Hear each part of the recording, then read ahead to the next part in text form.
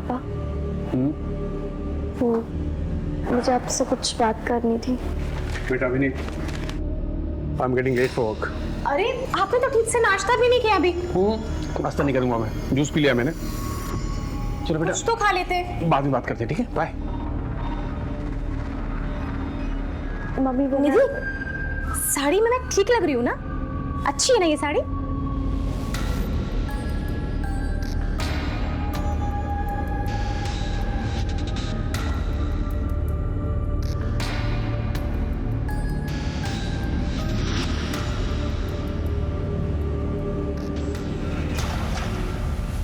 Natural numbers 1 2 3 4। Sonali, even numbers 2 4 6 8 10। Good.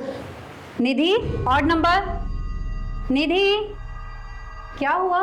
सब ठीक है? एक्चुअली मुझे फीवर जैसा लग रहा है, मैं घर जाना चाहती हूँ। चलो ऑफिस में मैं तुम्हारे पेरेंट्स को इन्फॉर्म कर देती हूँ। मैं अकेली चली जाऊँगी, मेरा घर पास ही में। Are you sure? चलो बच्चों, अब ये सब राइट डाउन करो अपनी अपनी नोटबुक में। मैं अभी चेक करूंगी सबका।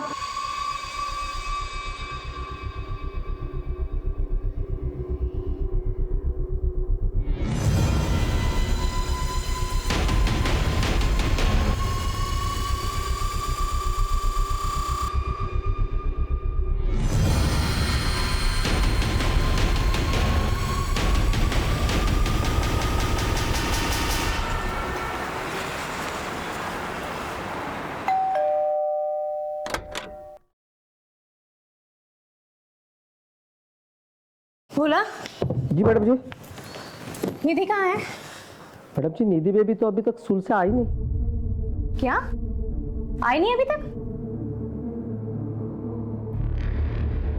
मैडम, निधि अभी तक घर नहीं आई। आप प्लीज बता सकती हैं कि कब निकली थी यहाँ से? निधि तो टाइम पर निकल गई थी यहाँ से। Thank you.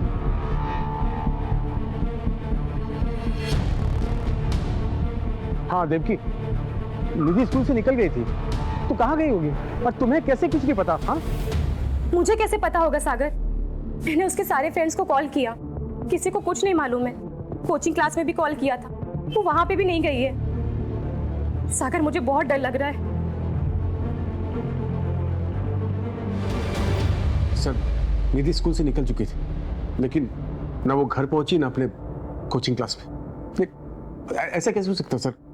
प्लीज सर, कुछ कीजिए आप। आप लोगों ने सब जगह ढूंढा, शायद वो अपने दोस्त या रिश्तेदार के घर गई हो। निधि जहाँ जहाँ भी जा सकती थी, हमने सब जगह कॉल करके पूछ लिया है, किसी को कुछ नहीं मालूम है। ठीक है, आप लोग फिक्र मत कीजिए, हम पता करते हैं। और मीनवाइल अगर आप लोगों को कुछ पता चलता है तो प्लीज हमें बताइएगा। जी सर।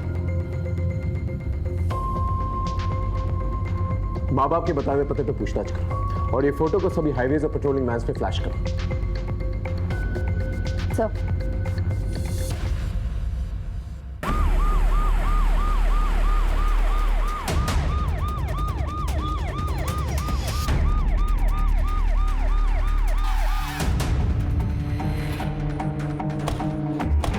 सर, ये तो वही लड़की है निधि, जिसकी मिसिंग कंप्लेंट कल रात को इसके पेरेंट्स ने दर्ज कराई थी।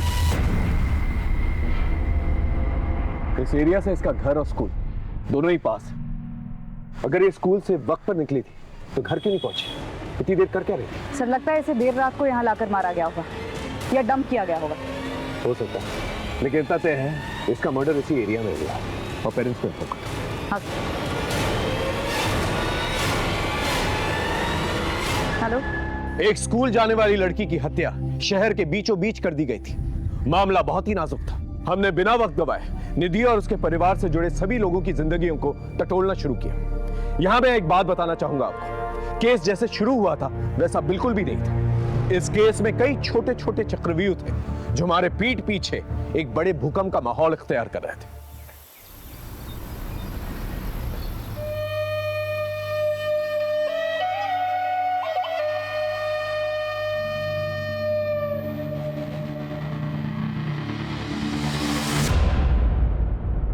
छोड़ो मुझे, क्या करे, कोई देखेगा। देखने दो ना।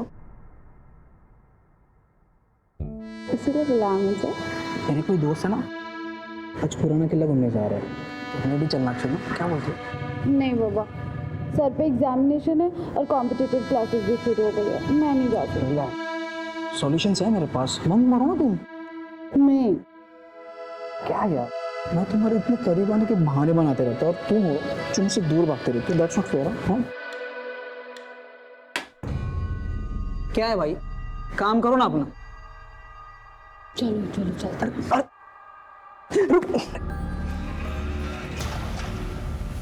मनीषा, हमें सबसे पहले गवर्नमेंट से परमिशन लेनी होगी, क्योंकि इस केस में आला दर्जे के गवर्नमेंट ऑफिसर्स इन्वॉल्व हैं। मैं सारी लीगल फॉर्मेलिटीज पूरी कर लूंगी सर। और एक बात का ध्यान रखना, अपने भरोसेमंद लोगों के अलावा किसी के साथ ये इन्फॉर्मेशन शेयर नहीं करना। भरोसा रखिए सर।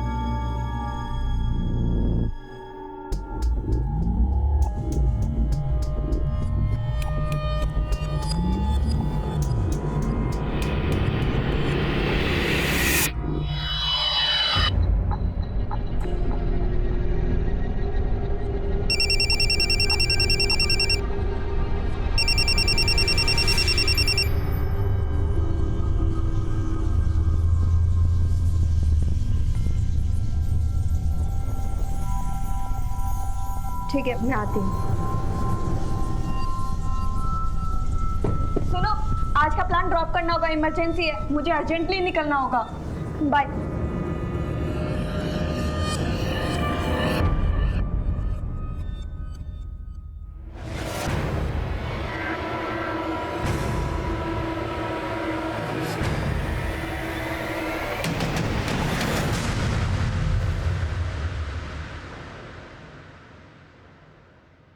सर, ये मेरी छोटी बहन और उसके फ्रेंड्स हैं, इन्हें छोड़ दीजिए प्लीज। दिखने में तो सब शरीफ घर के लगते हैं, लेकिन रैश ड्राइविंग करते हुए पकड़े गए। I am so sorry sir, जो भी फाइन है वो मैं पे कर देती हूँ। ठीक है, 5 मिनट रुके, मैं साहब से सिग्नेचर लेके आता हूँ।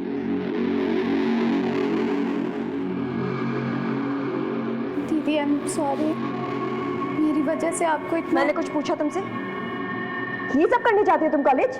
हाँ, और तुम 1000 बार मना किया है मैंने, मेरी बहन से दूर रहने को बोला है ना तुम्हें। ये तुम्हारी लास्ट वार्निंग है, समझे? ठीक है, आप लोग जा सकते हैं। थैंक यू, चलो।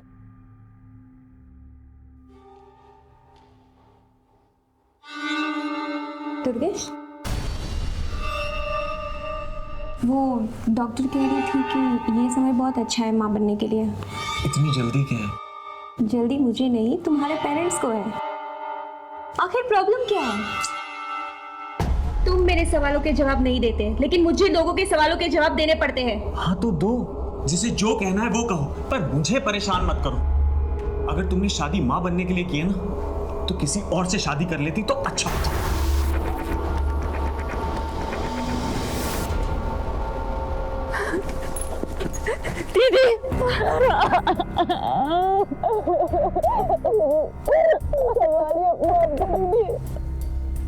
मुझे अब नहीं रहता रहा, हमको छोड़ के चली गई। तुझे उसे वही रोक लेना चाहिए था, कम से कम उसकी जान तो बच जाती न था।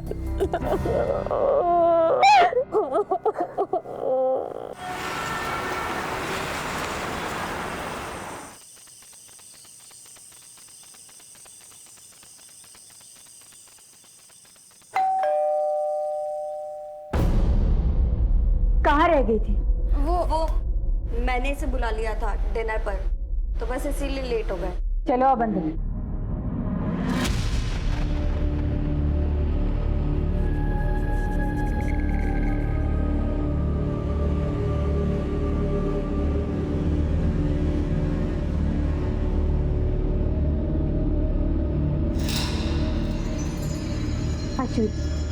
ये आदमी इस घर में क्या कर रहा है? मेरी बात समझने की कोशिश करो। तुम्हारी शादी की बात करने आया हूँ। शादी? मुझे नहीं करनी कोई शादी वादी। और आप कौन होते हो हमारे घर के मामले में बोलने वाले? आपको कोई हक नहीं है। क्यों हक नहीं है? बाप हूं मैं तुम्हारा। लोग तरह तरह की बातें कर रहे हैं, तुम्हारी बेटी रात रात भर घर से बाहर रहती है, शादी नहीं कर रही है। अरे बेइज्जती होती है मेरी। आपने बाप वाला ऐसा कौन सा फर्ज निभा लिया जो बेइज्जती होती है आपकी? बस कीजिए प्लीज। दीदी चुप हो जाओ, पापा प्लीज जाने दीजिए। अब तू भी उसकी साइड ले रही है? तुझे बिना ये बिगाड़ के रखेगी अपनी तरह। सुन ली अपनी लाडली की बातें? ये सब तुम्हारे लाड प्यार का नतीजा है। देख लेना एक दिन नाक कटवा के रहेगी ये। पापा चलो आप यहाँ से। बस माँ, आपको उनकी हाँ में हाँ मिलाने की कोई जरूरत नहीं है। अरे मुझे नहीं करनी है शादी वादी यार, मैं खुद का ध्यान खुद रख सकती हूँ। आप प्लीज जाके उन्हें संभालिए।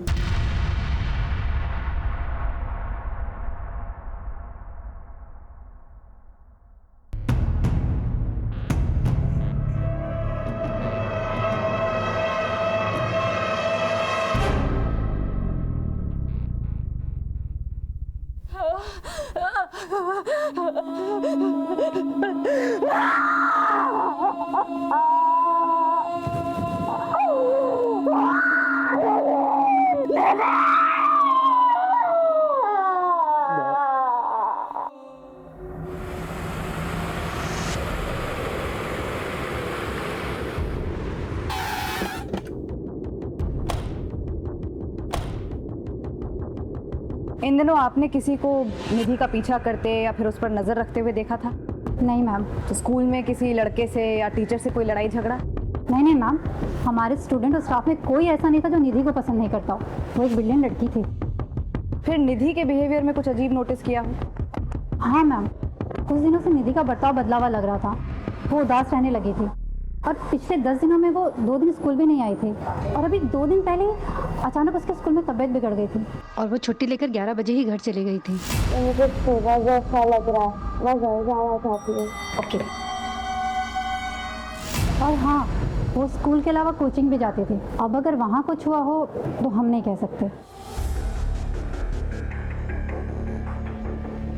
यस मैम, निधि पिछले 10 दिनों में 3 दिन कोचिंग क्लासेस नहीं आई है। मैंने उससे पूछा भी था तो उसने कहा कि उसकी तबीयत खराब है। मेरी तबीयत ठीक नहीं है, मैं कल नहीं आऊँगी।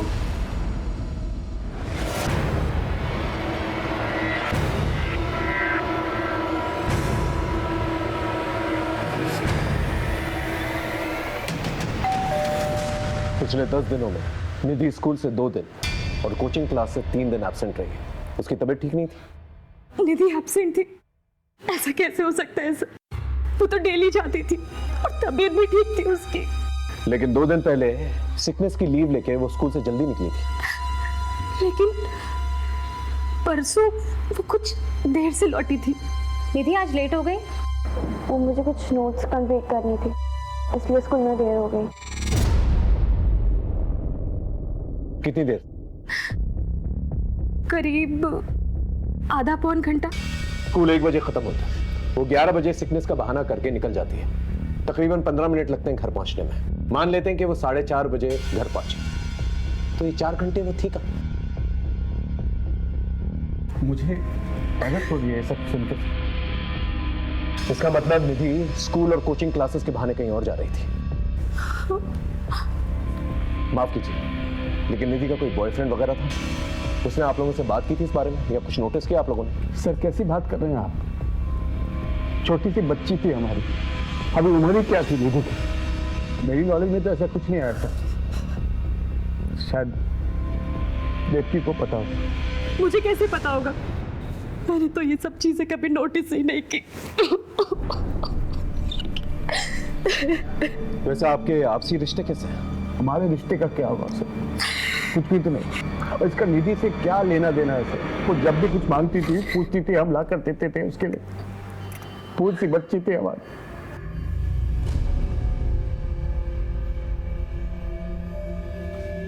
खैर, जरा सोच कर बताइए, आपका कोई दुश्मन जो निधि को मार सकता?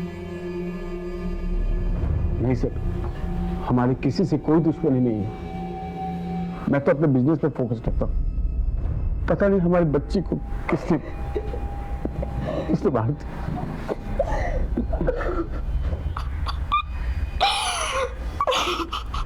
निधि अपने माँ बाप से जरूर कुछ छुपा रही थी और उसके माँ बाप हमसे कुछ छुपा रहे हैं।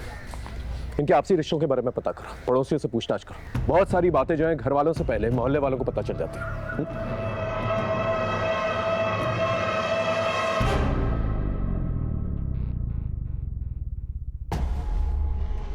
ये क्या बात हुई?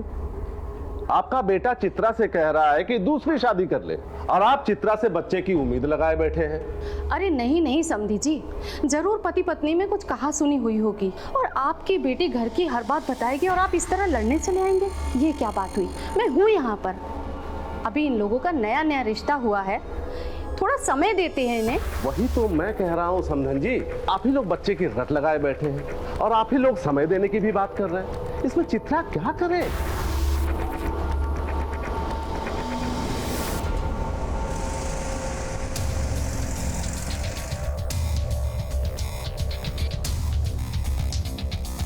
निधि बड़ी प्यारी बच्ची थी।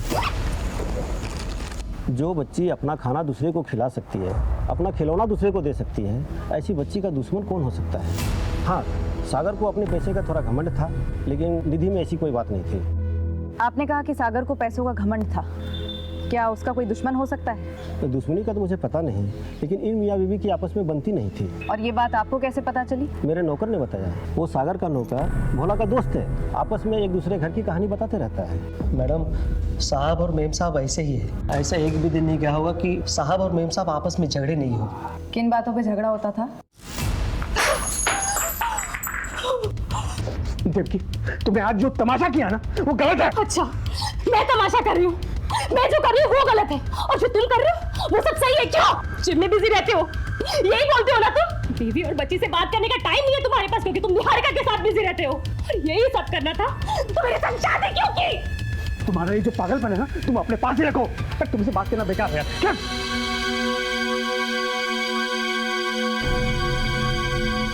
बेटा तुम अपने कमरे में जाओ। मैडम, किसी दूसरी औरत के कारण झगड़े होते थे, बाद में झगड़ा इतना बढ़ गया था कि साहब और मेम साहब अलग अलग सो रहे थे।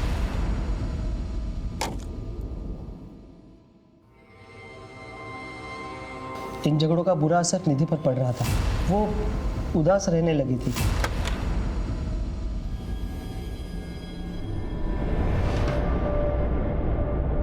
निधि आज लेट हो गई? वो मुझे कुछ नोट्स कंप्लीट करनी थी, इसलिए स्कूल में देर हो गई। भोला। जी मैम साहब। निधि के लिए खाना गरम कर दो। जी।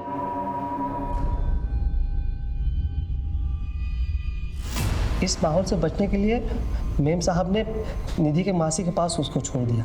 कितने दिन पहले की बात है ये? यही कुछ 1 महीने पहले की बात है मैडम। कहाँ रहती है निधि की मौसी? संता नगर।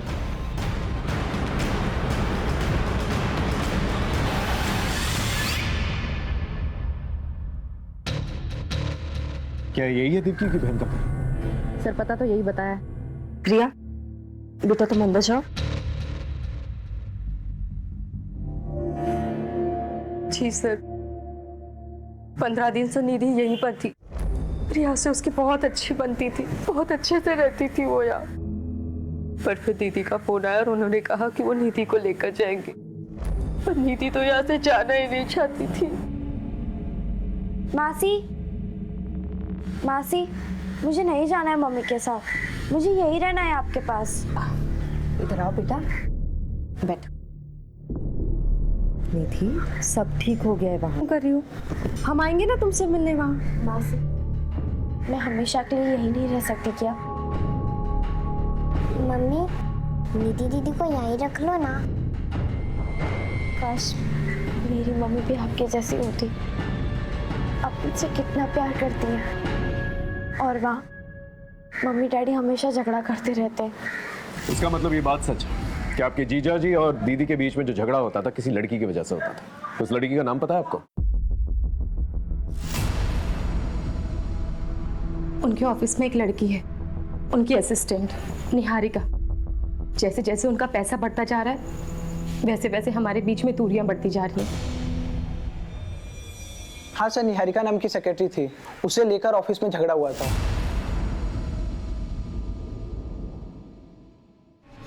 तू ही है वो नागिन जो मेरे बसे बसाए घर में जहर फूंक रही है। मैम आप ये क्या कह रही हैं? बताओ मैं क्या कर रही हूँ, बताओ तुझे मैं क्या कर रही हूँ। मुझसे बात करो देवकी, क्या तमाशा लग रखा है तुमने? क्या पता, ये ऑफिस है ये। इसी में बिजी रहते हो ना तुम, इसीलिए घर देरी से आते हो, थक जाते हो तुम।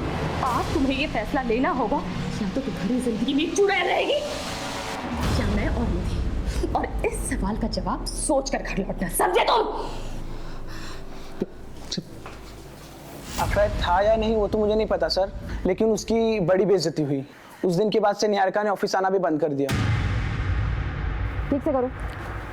मैडम हॉस्पिटल से फ़ोन आया, निधि की पोस्टमार्टम रिपोर्ट आ गई है।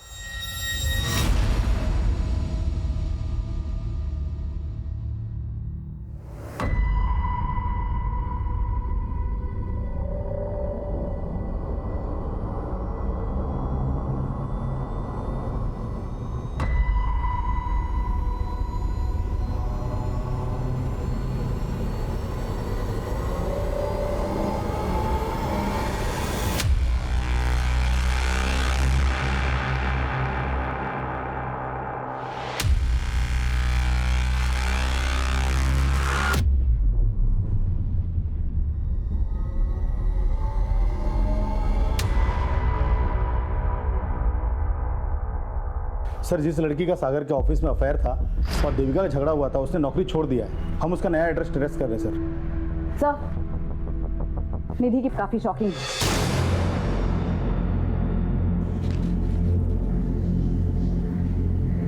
ये तो बहुत ही शॉकिंग है। एक नाबालिग लड़की के साथ गैंग रेप किया गया है। 6 लोगों की सीने में। ये केस सिर्फ मर्डर का केस नहीं, सेक्सुअल एक्सप्लॉयटेशन का भी केस है। मैं भी हैरान रह गई सर, इतना ब्रूटल असॉल्ट, वो भी रिपीटेड। एक काम करो, निधि से रिलेटेड सारी इंफॉर्मेशन कलेक्ट करो। जब तक हमें पूरी इंफॉर्मेशन नहीं मिल जाती, हमें नहीं पता चल पाएगा कि निधि की लाइफ में क्या चल रहा है। छोटी से छोटी इंफॉर्मेशन कलेक्ट। एक बेगुनाह बच्ची के साथ इतना बड़ा दुष्कर्म करने वाले को बख्शा नहीं जाएगा। अपनी पूरी पुलिस टीम को अलर्ट करो। इस केस से रिलेटेड सभी लोगों से दोबारा पूछताछ करो। पोस्टमार्टम रिपोर्ट आने के बाद हमारा पूरा पुलिस डिपार्टमेंट हिल चुका था, क्योंकि अब हत्या के साथ साथ सामूहिक बलात्कार की धाराएं भी जुड़ चुकी थी। अपराध की बर्बरता को देखते हुए एक ही सवाल मन में बार बार उठ रहा था कि निधि कितने दर्द से गुजरी होगी।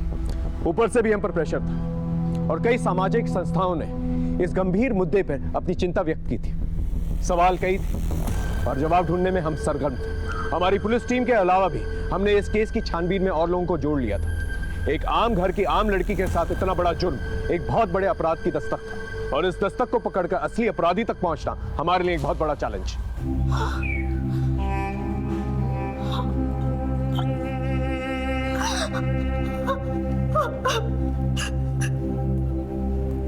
मेरी फूल जैसी बच्ची के साथ कौन ऐसा कर सकता है सर?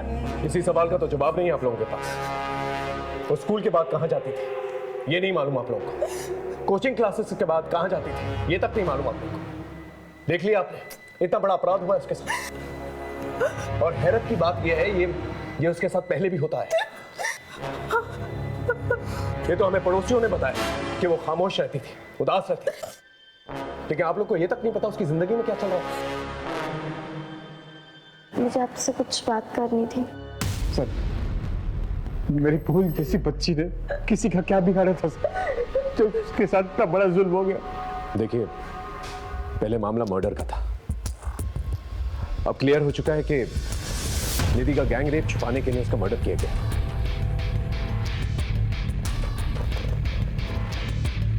मैं आप लोगों से एक वादा जरूर करता हूं कि मुजरिम को हम जल्द से जल्द पकड़ के लेकर आएंगे।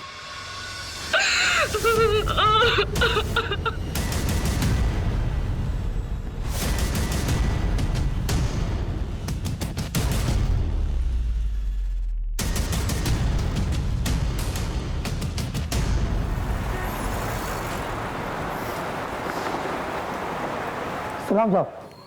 सलाम। गुड्डू, छोटी मोटी खबरें तो बहुत देता है, लेकिन अब की बार एक बहुत बड़े मिशन पर जाना है। जिसके बारे में इंफॉर्मेशन निकालनी है ना, वो गवर्नमेंट का एक बहुत बड़ा आदमी है, उसके ऑफिस से इंफॉर्मेशन निकालनी है। हो पाएगा तुझसे? हाँ, मनिंदर का नाम तो बताओ साहब, काम हो जाएगा। निधि के घर में निधि से भोला सबसे करीब था, और निधि के गायब होने की खबर भी सबसे पहले भोला ने ही दी थी देवकी को। निधि के माँ बाप एक दूसरे से झगड़ा किया करते थे, शायद इसी का फायदा भोला ने उठाया। हाँ सर, हमारी तहकीकात में और कोई सस्पेक्ट सामने भी नहीं आया। इस भोला के बारे में पता करो। ये नौकरों से काफी गॉसिप किया करता था, शायद किसी नौकर ने इसके बारे में गॉसिप किया। Yes sir. माँ, पापा से कह दीजिए मुझे शादी नहीं करनी है। तो क्या पूरी जिंदगी शादी नहीं करेगी? हाँ, नहीं करूंगी। क्या बोल रही है तू? पागल हो गई? कुछ भी बोला जा रही है। देख, अगर कोई पसंद है तो बता दे, हम बात करते हैं।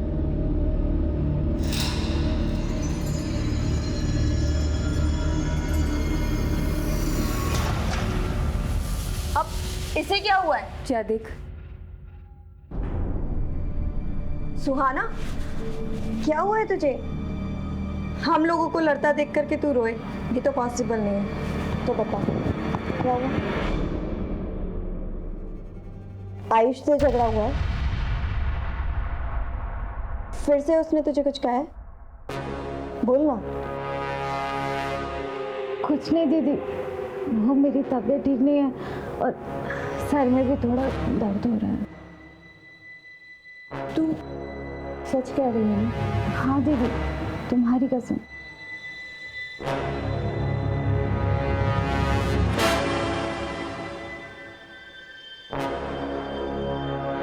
हेलो मैडम, अभी एक बात निकल के सामने आई है कि भोला का दूसरे नौकरों से झगड़ा हुआ था।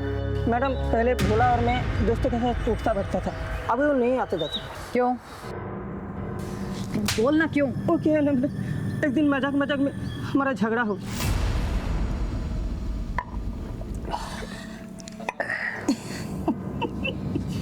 क्या रे बोला, तेरा साहब का अभी भी चक्कर चल रहा है क्या?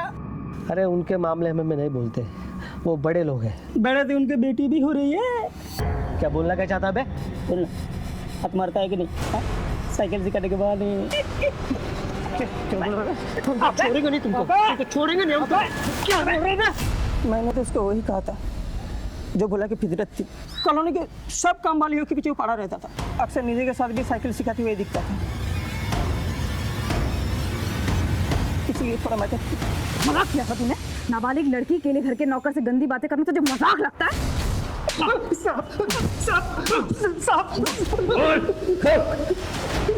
हमने कुछ नहीं किया साहब, निधि तो हमारे बहन जैसे साहब, वो लोग झूठ बोल रहे साहब। निधि के साथ जो हुआ वो हमने नहीं किया साहब। अगर ऐसे होता तो मेम साहब को सब कुछ बता देती साहब। बता देती, इसलिए तूने उसे हमेशा के लिए खामोश कर दिया? नहीं नहीं साहब, हमने कुछ नहीं किया साहब, हमने कुछ नहीं किया। मोहल्ले की काम वालियों के पीछे क्यों पड़ा रहता था? साहब हम किसी के पीछे नहीं पड़ते साहब, हम तो उनकी मदद कर रहे थे साहब, उनको काम काज दिलाने में साहब। मदद कर रहा था? इसका ब्लड सैंपल, और जब तक डीएनए रिपोर्ट नहीं आ जाती उसे यही रखता।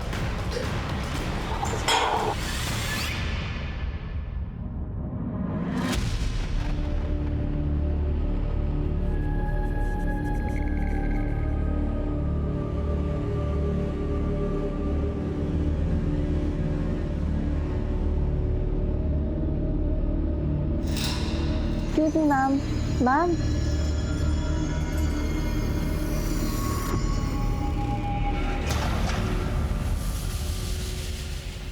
The number you are trying to call is currently switched off. Please try again later. उसका फोन बंद आ रहा है। पता नहीं कहाँ गई होगी, अब तक तो उसे आ जाना चाहिए था। आप टेंशन मत लो, मैं देखती हूँ। दीदी, कॉलेज से तो हम लोग साथ ही निकले थे और वहाँ रास्ते में दुकान पड़ती है कपड़ों की, तो उसे कुछ लेना था, वो वहीं रुक गई। कौन सी दुकान? हाँ, ये मैम तो आई थी, इनका ही तो झगड़ा हुआ था। झगड़ा किससे? सुहाना, क्या हुआ है? उस दिन के बाद तू मुझे मिली नहीं। एंड आई एम सॉरी, उस दिन मैंने थोड़ी ज़्यादा पी ली थी। मैंने कहा ना, मेरा पीछा करना छोड़ दो। ये सब दीदी बोल रही है ना? तुमसे क्या मतलब? किसी ने कुछ भी बोला हो? देखो सुहाना, तुम ऐसे नहीं जा सकते। हाथ छोड़ो मेरा। नहीं, मेरी बात सुनो। मैंने कहा हाथ छोड़ो मेरा।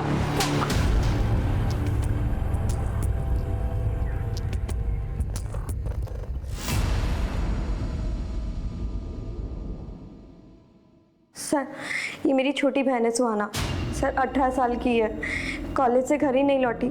हम लोगों ने हर जगह ढूंढा पर कोई इन्फॉर्मेशन नहीं मिल रही है। हाँ सर, इसका फ़ोन भी बंद आ रहा है। आपको किसी पर शक है या किसी लड़के से कोई अफेयर? जी सर, आयुष सुहाना का बॉयफ्रेंड था। इन दोनों का ब्रेकअप हो गया था, पर अभी रिसेंटली मुझे पता चला है कि इन दोनों में झगड़ा हुआ था। सुहाना का बॉयफ्रेंड था? ये बात मुझे पहले क्यों नहीं बताई? आप कौन है? सर मैं सुहाना और इसका पिता हूँ, लेकिन इन लोगों के साथ रहता नहीं हूँ सर। क्यों? दरअसल हमारी आपस में बनते नहीं है सर। सुजाता, ये सब सिखा रही हो अपनी लड़कियों को? अच्छा, जो आपको सिखाना चाहिए था वो तो आपने कभी सिखाया नहीं हमें। ये क्या लगा रखा है तुम लोगों ने? और ये आयुष कहाँ रहता है? चल बता, सुहाना कहाँ है? सर मुझे नहीं पता सुहाना कहाँ है। अभी 2 दिन पहले हमारा ब्रेकअप हो गया था। और ब्रेकअप के बाद गायब कर दिया उसे? बोल कहाँ है वो? आश्विति झूठ बोल रही है मुझे फंसाने के लिए। वो तो पहले से मुझ पे चिढ़ती थी और उस दिन के बाद कुछ ज़्यादा ही। ये सब करने जाते हो तुम कॉलेज? हाँ, और तुम 1000 बार मना किया है मैंने, मेरी बहन से दूर रहने को बोला है ना तुम्हें। ये तुम्हारी लास्ट वार्निंग है। उस दिन गलती हो गई मुझसे, लेकिन आश्विति के कहने पर सुहाना ने मिलने से भी मना कर दिया था। बॉयफ्रेंड था ना तो उसका, पता कहाँ गई वो? मुझे कैसे पता चलेगा सर? मैं तो कहता हूँ आश्विका किया धरा ये सब मुझे फंसाने के लिए। मुझसे नफरत करती थी और इसलिए मुझ पे ना ये सब झूठे इल्जाम लगा रही है। सुहाना की डिटेल्स निकालो, सारे इलाके में पूछताछ करो, शायद कुछ पता चले। Okay sir. रमन अवस्थी साहब से मिलना था। अवस्थी साहब ऐसे नहीं मिलते किसी से, उनसे मिलने के लिए अपॉइंटमेंट लेनी पड़ती है। कैसे मिलेगी अपॉइंटमेंट? 1 मिनट।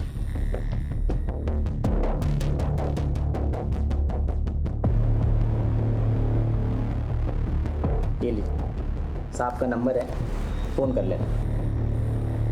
Thank you.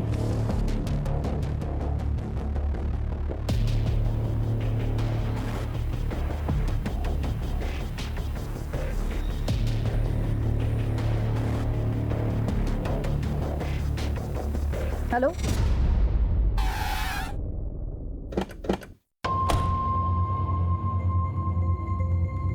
हमने निधि से पूछा था लेकिन उसने कभी बताया नहीं मैडम, उसके आगे पीछे किसी को नहीं देखा। मैडम इतना बड़ा हादसा हुआ है हमारे स्कूल की लड़की के साथ। हमने भी एक स्टूडेंट और टीचर से बातचीत की है, परंतु किसी को कुछ पता नहीं।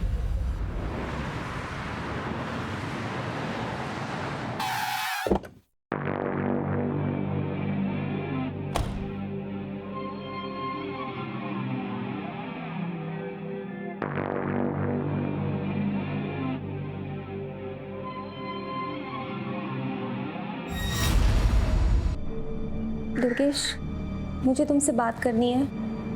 क्या बात करनी है? मुझसे गलती हो गई कि मैंने माँ पापा को बता दिया। आई एम सॉरी, मेरे पास और कोई रास्ता नहीं था, लेकिन मैं अभी ये जानना चाहती हूँ किस बात की सज़ा दे रहे हो तुम मुझे? आखिर क्या कमी है मुझ में? क्या गलती हो गई है मुझसे? गलती तुमसे नहीं,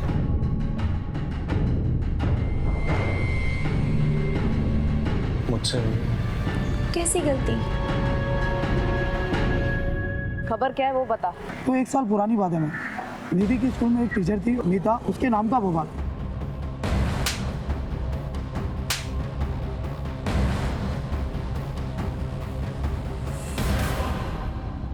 लेकिन ये बवाल हुआ क्यों था? एक वीडियो वायरल हुआ था उसका, सेक्स वीडियो।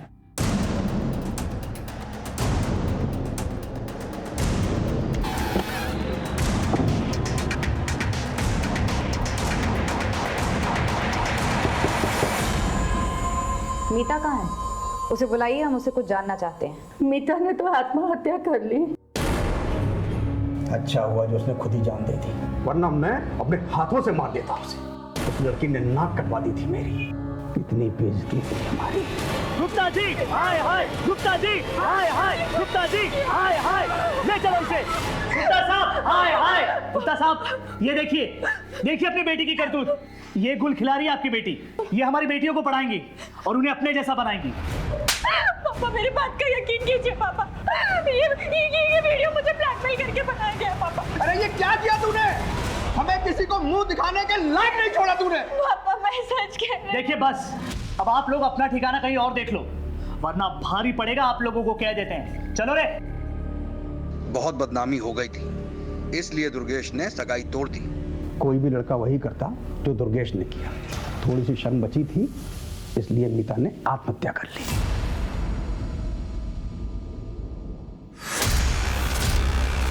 आपने कभी इस बात पर ध्यान नहीं दिया कि हो सकता है मीता सही कह रही थी? सही या गलत से क्या फायदा मैडम? मेरी इज्जत तो चली गई ना मैडम। अब वापस उन बातों को कुरेद करके हमें क्या मिलेगा? निधि और उसकी टीचर मीता दोनों का ही सेक्सुअल असॉल्ट हुआ था और दोनों का ही एक ही स्कूल से कनेक्शन भी था। इसलिए हमने मीता के केस के इन्वेस्टिगेशन ऑफिसर से मुलाकात की। सर, यही वीडियो वायरल हुआ था उस लड़की का, जिसके वायरल होने के बाद मीता पर मॉब ने अटैक किया और उसके बाद उसने सुसाइड कर लिया। हम अपनी इन्वेस्टिगेशन तो कर ही रहे थे सर, पर आगे इस केस में कुछ क्लू नहीं मिला। इस वीडियो में जो लड़का है, इसकी पहचान हुई है? नहीं सर। मीता के मंगेतर का एड्रेस है?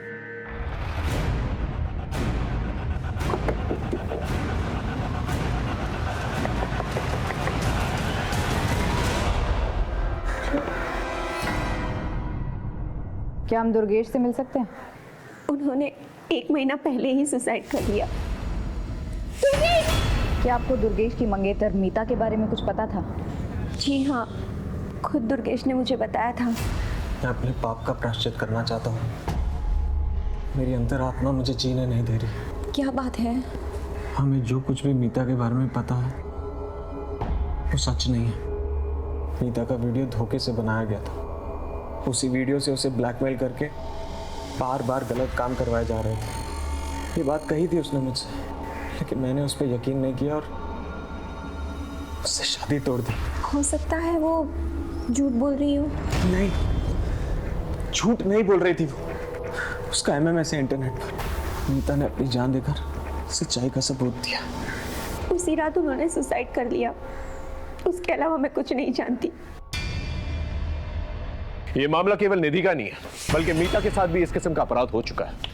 मुझे लगता है भोली भाली लड़कियों को ब्लैकमेल करके उनको सेक्सुअली असॉल्ट करने का एक रैकेट चल रहा है, और मुझे तो शक है कि निधि और मीता को एक ही इंसान ने टारगेट किया है। बड़ी अजीब बात है सर। इनमें से किसी एक ने भी कानून का दरवाजा नहीं खटखटाया। शायद इन्हें इतना डराया धमकाया गया होगा कि वो अपनी जुबान ही नहीं खोल पा रहे। एक काम करो, अपने नेटवर्क को एक्टिवेट करो और सारे थानों से जो है रिकॉर्ड मंगवाओ और अपने खबरियों से पता करो कि इस शहर में इस किस्म के केसेस और भी हुए हैं क्या। ओके तो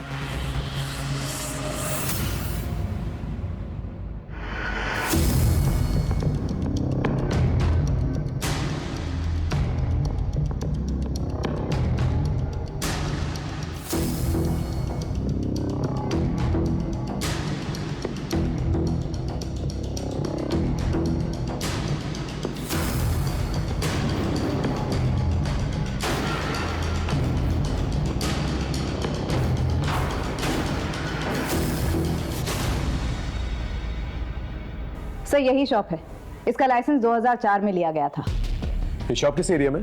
कपड़ा बाजार, सेंट्रल दिल्ली। ये तो काफी भीड़ भाड़ वाला एरिया है, हजारों लोग आते जाते हैं वहां पर। हमें काफी सावधानी से इस जगह पर काम करना होगा। मैडम, ये गारमेंट शॉप के रजिस्ट्रेशन पेपर्स, सारे डॉक्यूमेंट सही है। यूँ तो मालिकाना हक किसी मालती शर्मा के नाम पे है, लेकिन पूरी देखरेख रमन अवस्थी करता है, जो कि एक सरकारी कर्मचारी है। हमारा ये केस केवल मीता और भी कई लड़कियों से जुड़ा हुआ था। जैसे जैसे हम केस में आगे बढ़ रहे थे, हमें इस बात का खुला आभास हो रहा था कि इस केस के कई सिरे हैं जो अभी तक हमारे हाथ में आने बाकी हैं। लेकिन हर एक केस में साजिश की बू आ रही थी और एक बड़े अपराध की तरफ इशारा कर रही थी। हमने एक एक पुलिस स्टेशन में आईवी मिसिंग कंप्लेंट्स को टटोलना शुरू किया और उनसे रिलेटेड सारी इंफॉर्मेशन जमा करनी शुरू की, क्योंकि अब तक यह साफ हो चुका था कि हमारा पाला एक बहुत ही शातिर और गंदी जहनियत के मुजरिम से था। सर, मैंने वहाँ फ़ोन किया था, लेकिन वहाँ से कुछ पता नहीं चला। ठीक है, ट्राई करता रहो। Okay sir. हाँ, पिछले 6 महीने में 6 लड़कियों की मिसिंग कंप्लेंट दर्ज की गई है, लेकिन बाद में फिर सभी ने वापस ले ली। अंदर की बात है कि इन सभी के साथ सेक्सुअल असॉल्ट हुआ था। घर की इज्जत खो जाने के डर से फैमिलीज ने कंप्लेंट वापस ले ली, लेकिन एक लड़की है जिसकी मिसिंग कंप्लेंट अभी भी दर्ज है, सुहाना शर्मा। ये अभी तक मिली नहीं है। किस थाने की रिपोर्ट है? अलीपुर।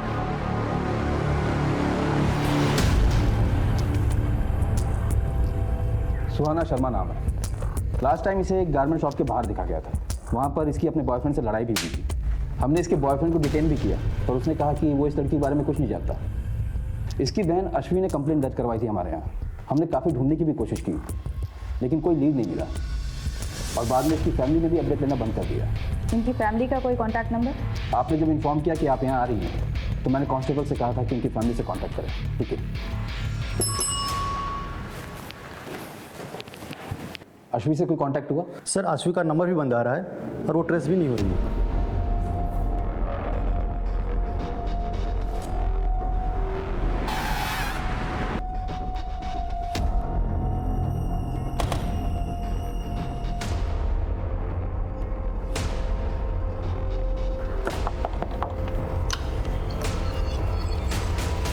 क्या हम अश्वी से मिल सकते हैं?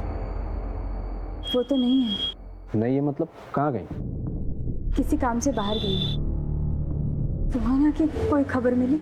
उसी केस के बारे में हमने उनसे बात कर ली है। आप आइए ना, अंदर बैठिए, मैं अपने पति को बुलाती हूँ, आप उनसे बात कीजिए। जी कहिए, मैं आपकी क्या मदद कर सकता हूँ? सुहाना मिसिंग केस के बारे में अश्वी से बात करें। वो सर मेरी बीवी ने बताया ना आपको, बाहर गई है किसी काम से। उनका फ़ोन बंद आ रहा है। लगता है कि बैटरी का प्रॉब्लम हो। आप मुझे बताइए ना क्या बात है सर? सुहाना मिसिंग केस के बारे में आप लोगों ने कई दिनों से कोई अपडेट नहीं लिया, पूछ सकता हूँ क्या? कितना अपडेट लेते सर? पुलिस अगर अपना काम कर रही होती तो वो कब का मिल गई होती, इसलिए नाउम्मीद होकर हमने फॉलोअप करना बंद कर दिया। अभी कोई खबर है आपके पास उसकी? देखिए, हमें शक है कि सुहाना किसी सेक्स रैकेट में उलझी भी हो सकती है, क्योंकि उसी एज ग्रुप की कई लड़कियों की शिकायतें आई हैं हमारे पास। तो सर प्लीज उसे जल्दी ढूंढिए प्लीज। हम पूरी कोशिश करेंगे। फिलहाल अगर आपकी अश्वी से बात हो तो उन्हें थाने भेजिएगा, शायद कोई इन्फॉर्मेशन मिल जाए हमें। जी सर।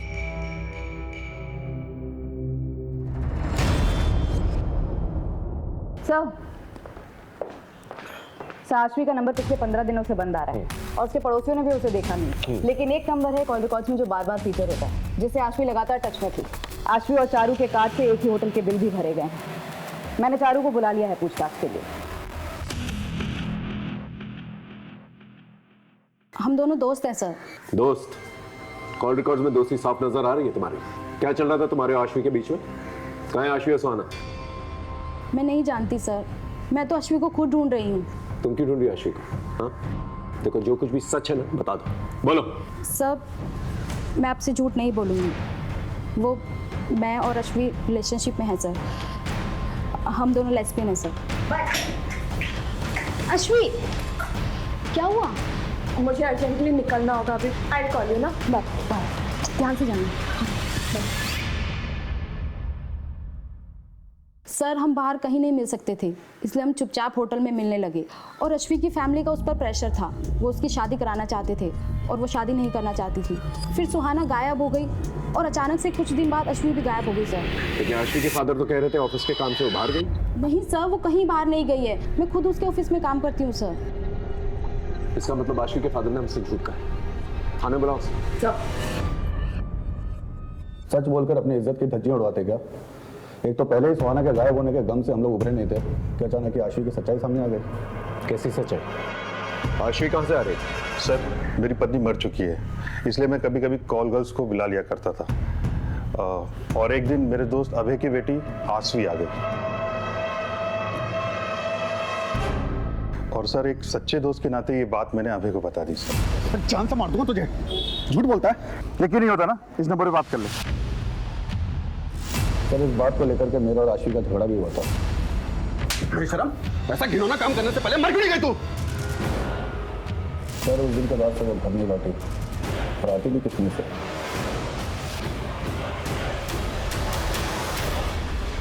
कहाँ से बुलाया था अश्वी को?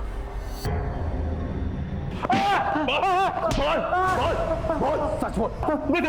बताता साहब, इस तरह का एक ही नहीं 50 धंधे चल रहे हैं। मैं तो सिर्फ दलाल हूँ, असली धंधा तो वहां से ऑपरेट हो रहा है। मुझे पीट के कुछ नहीं मिलेगा। सच बोल। हमारी इन्वेस्टिगेशन में हमें वहां पर कुछ भी नहीं मिला। सच बोल। ऐसे कुछ नहीं मिलेगा। वहां जाकर बोलिए दामोदर ने भेजा है, अनारकली चाहिए।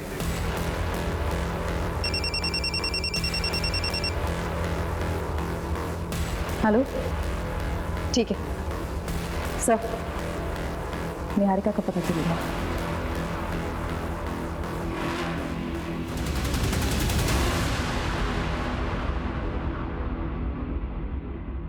सर मेरा यकीन मानिए, निधि की मौत से मेरा कोई लेना देना नहीं है। फिर भागी क्यों थी? सर उस दिन देवकी मैम के तमाशे के बाद मुझ में हिम्मत नहीं रही कि मैं अपने कलीग से नजरें मिला पाऊँ, इसलिए मैं वहाँ से निकल गई थी सर।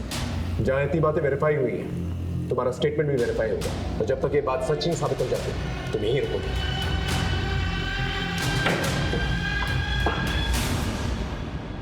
सर साइबर सेल की मदद से हमने मीता के वीडियो के सोर्स को रिवर्स में ट्रैक किया।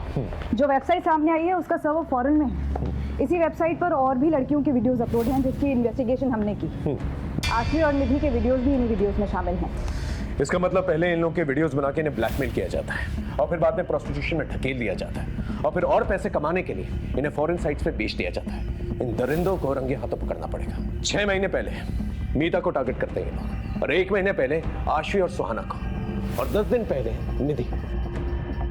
और ये सब कुछ इस शॉप से कनेक्टेड है। सीधे रेड मारते हैं सर। पॉसिबल है कि सुहाना अभी भी उनके पास हो।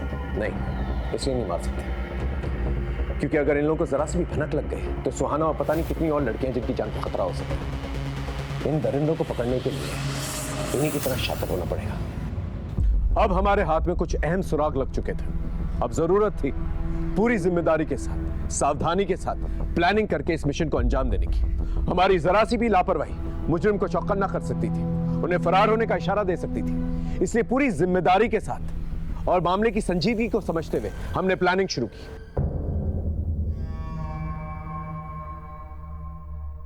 माल चाहिए, दामोदर ने भेजा है। अनारकली चाहिए,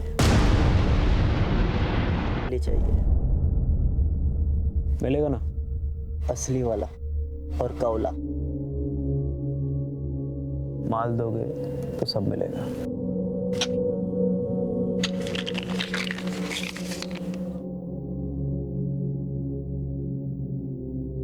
आओ मेरे से।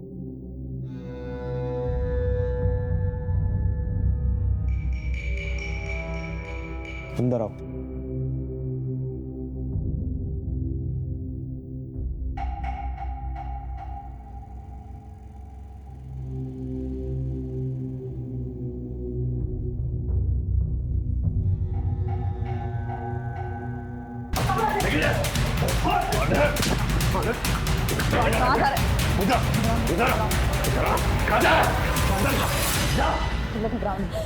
इन बच्चियों को एनजीओ लेके जाओ।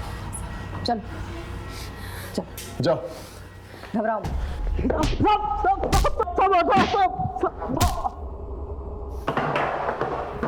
बोल। मीता, सुहाना, आशवी, सब बाकी लड़कियों को मैंने धंधे में उतारा। किसी की मजबूर बहू बेटियों को बेचकर उनसे पैसे कमाकर उसे धंधे का नाम देता। गवर्नमेंट ऑफिसर होकर ऐसी नीच हरकतें करते हुए शर्म नहीं आई तुझे? हाँ, अब सच सच बता, कौन कौन इन्वॉल्व है तेरे साथ इस धंधे में? बोल। सब मैं ही हूँ, अकेला। सब मैंने दिखावे के लिए गारमेंट शॉप खोल के रखी है, और वहीं से हम लोग अपना शिकार तलाश करते हैं। और ट्रायल रूम किधर है? बता दो। उस तरफ।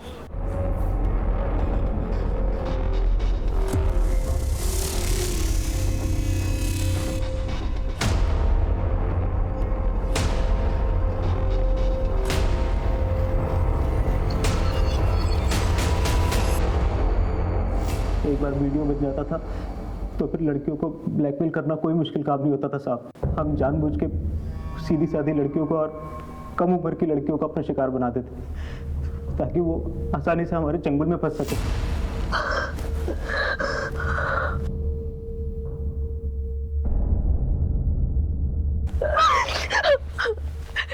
प्लीज प्लीज प्लीज मेरा वीडियो वायरल मत करना।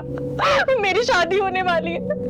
तुम जो बोलोगे, जैसा बोलोगे मैं करूंगी। प्लीज। सुहाना को तूने इस तरह से फंसाया, आशवी को कैसे फंसाया?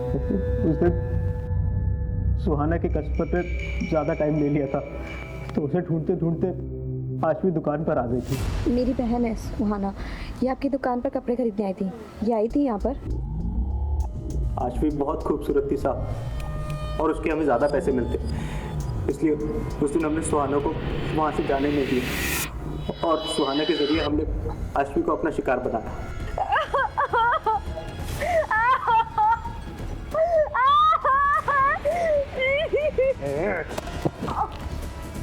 ध्यान से देख अपनी बहन को, अभी तो सिर्फ इसे नोच रहे हैं। अगर तूने मेरी बात नहीं मानी ना तो इसकी बोटियों को चील कौओं को खिला दूंगा। अगर तू चाहती है ना तेरी बहन जिंदा और सलामत रहे और इज्जत से रहे, तो जो बोलूंगा वो करना पड़ेगा। बोल हाँ, बोल।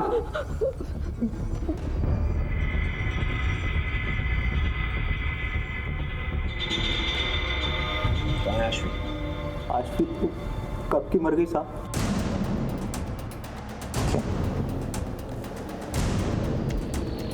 तूने उसका मर्डर किया? नहीं साहब, मैंने उसे नहीं मारा, उसे तो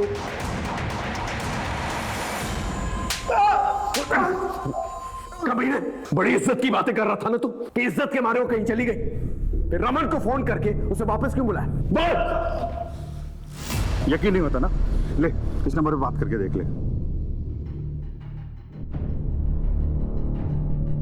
तो ये है तेरी जॉब? पापा, आप मेरी बात समझने की कोशिश तो करो। ये सब मैं मजबूरी में कर रही हूँ। ये सब मैं सुहाना की जिंदगी बचाने के लिए कर रही हूँ। आप ये देखिए, ये देखिए।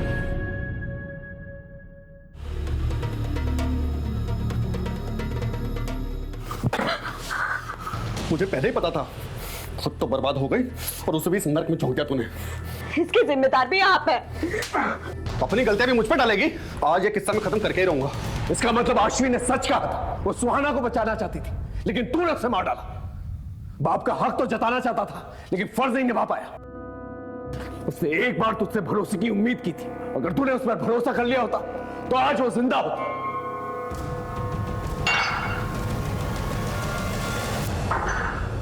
आश्वी और सुहाना का केस तो सॉल्व हो गया, अब निधि के दोषी से मिलता है।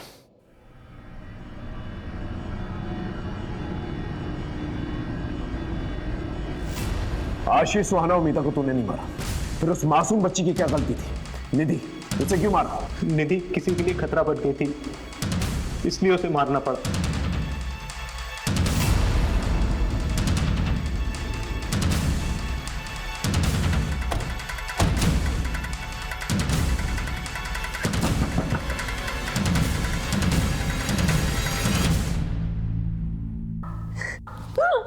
और मुंह खोलेगी कि नहीं? बोलती हूँ। बस मनीषा, सब बताती हूँ।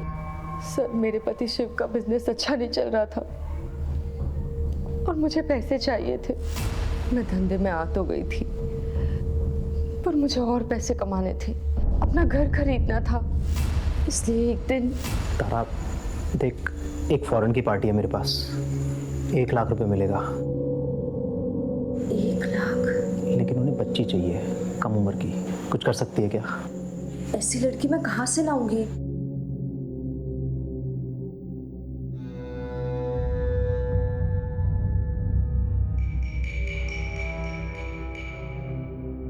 रमन, तेरी हिम्मत कैसे हुई मेरी बेटी को आंख उठा के देखने की?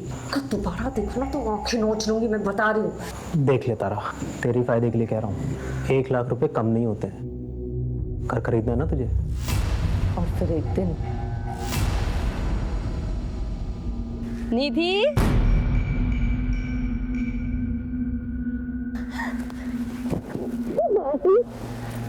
चले?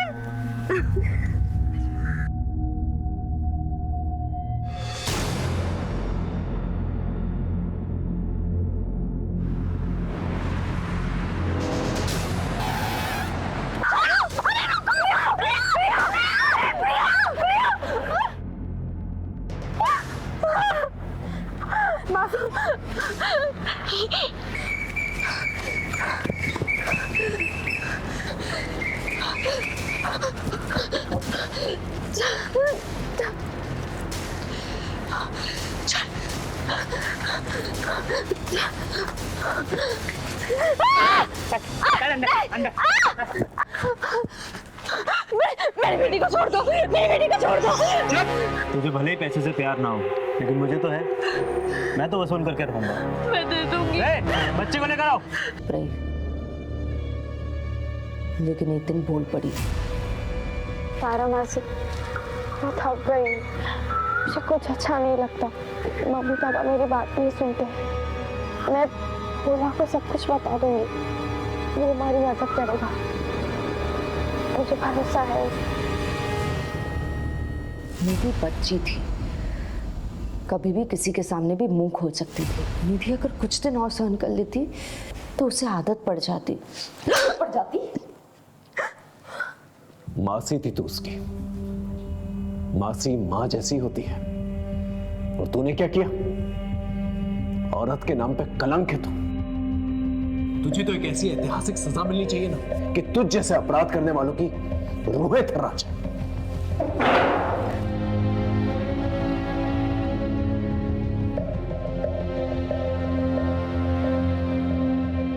जो संगीन जुर्म इस औरत ने किया है, अगर कानून में फांसी से बढ़कर भी कोई सजा होती तो मैं उसकी मांग करता जज साहिबा। ये औरत जात के नाम पर एक कलंक है। फांसी की सजा भी इस औरत के लिए कम होगी। निधि शर्मा के बलात्कार और फिर हत्या में तारा शर्मा ने जो भूमिका निभाई है, निधि ने अपनी माँ से भी ज्यादा प्यार अपनी मासी से किया था, भरोसा किया था, और उसी मासी ने अपनी लालच के लिए उस मासूम को मौत के मुंह में ढकेल दिया। लिहाजा तमाम सबूतों और गवाहों को मद्देनजर रखते हुए ये अदालत आरोपी तारा शर्मा को 20 साल की कैद बामुशक्कत की सजा सुनाती है। इस गिरोह के सरगना रमन अवस्थी और अन्य आरोपियों को भी सजा सुनाई जाती है। जिस तरह तारा का ये अपराध जुर्म की किताब का एक स्याह पन्ना है, उसी तरह तारा को दी जाने वाली ये ऐतिहासिक सजा दूसरे अपराधियों के लिए एक रोशन मिसाल बनेगी। तारा ने निधि का भरोसा जीता और उसे अपना शिकार बनाया। आश्वी पर अभय ने भरोसा नहीं किया और उसे मौत के घाट उतार दिया। फिर मीता के पिता और उसके मंगेतर दुर्गेश ने भी उस पर भरोसा नहीं किया, उसे अपनी जान देनी पड़ी। निधि के बदले हुए बर्ताव में छिपी हुई दस्तक सबने महसूस की, लेकिन अपनी दुनिया में मगन उसके माँ बाप ये दस्तक सुन नहीं पाए। इस केस को ऐतिहासिक केस इसलिए भी कहा जा सकता है क्योंकि ना ही सिर्फ इस केस में महिला को दी गई सजा बड़ी थी, बल्कि हमने इस केस को चंद महीनों में सॉल्व कर लिया था। जज साहिबा ने केवल ऐतिहासिक सजा नहीं सुनाई थी, बल्कि ऐतिहासिक जागरूकता भी लाई थी। फिर मिलेंगे एक नए केस के साथ, तब तक देखते रहिए क्राइम पेट्रोल 10 तक, क्योंकि मकसद बताना नहीं, बचाना है। जय हिंद।